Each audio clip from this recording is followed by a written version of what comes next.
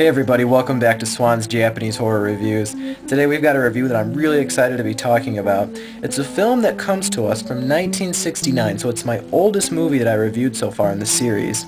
And that's been one of my goals this year, is to review some of the more classic horror stories, not just the same films from the last 10 years or so, because you saw my last review, Apartment 1303, and I was complaining that there's no originality in some of these recent horror films. So I've gone back and I've found this classic gem from 1969.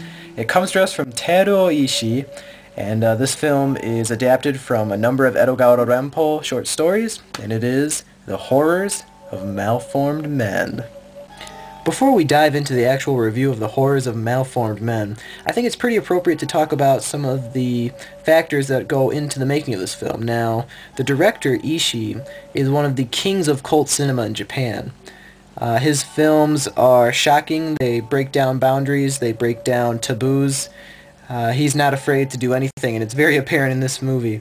Sadly, he passed away a few years ago, but right now, you're starting to get more of his films released in the States, and you're starting to see that he's becoming more popular after his death, sadly.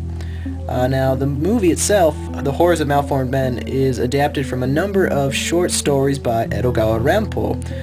Rampo, in my opinion, and in many others' opinions, is the king of the detective and horror story in Japan. The story of The Horrors of Malformed Men follows one man who comes to an island and is greeted with his father, who is trying to start a utopia of malformed people. And it's a very interesting tale, and it weaves from people posing as other people, detectives, freak experiments, torture. It's really all over the place in this movie. There's a lot of shocking scenes, especially from 1969. One scene in particular that really stuck with me was the crab scene in the cave.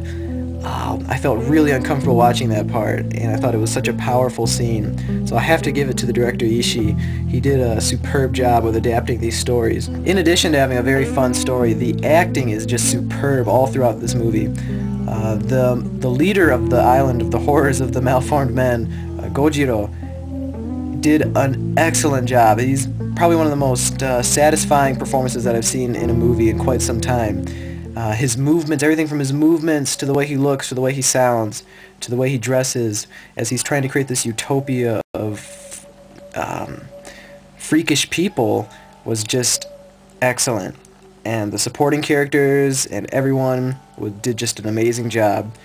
And there's just so much to enjoy about this movie. I thought the sound effects and the music were dead on. They were perfect. They totally set the mood. They went from being very mysterious and spooky to being like really unsettling. The makeup and special effects for the malformed people, awesome, very memorable. The way that they did it was very, very memorable. It stuck with me after I turned the DVD off. This great movie has a great DVD presentation from Synapse Films. They did a superb job with the DVD. There's a lot of great bonus features. Some of it showing off the director as he goes to like a festival where they're showcasing his works. We get to see more of him in his private life. We get to see kind of other directors like Shinya Tsukamoto, one of my favorites, the director of the Iron Man, talk about Ishii and his works. And we get some trailers, we get biographies on Ishii and Edogawa Rampo, poster gallery. So all in all, it was really, really a great DVD. The Horrors of Malformed Men is easily one of the best movies I've seen in quite some time.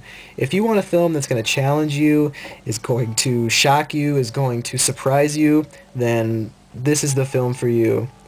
It's not for everybody. Some of the scenes are, I wouldn't say graphic in the sense, but they can be unsettling, and there is quite a lot of nudity in this film. It seems like nearly every female character is either naked or gets naked. So if you're uncomfortable with that, then some of the scenes might be a little hard to watch. But I think if you look past some of the flashier aspects of the film, you're going to find something that's incredibly fascinating, incredibly interesting to watch, and something that should not be passed up. So do yourself a favor, if you've grown tired of all the Ring and Ju-On knockoffs, go get a copy of The Horrors of Malformed Men. You won't be disappointed. So yeah, thanks again for watching, and as always, I'm Swan, and we'll see you next time. Whoosh, whoosh. Malformed man. None of this makes sense unless you've seen the movie. So go see it. Watch it. Horrors of Malformed Men. Get it on DVD.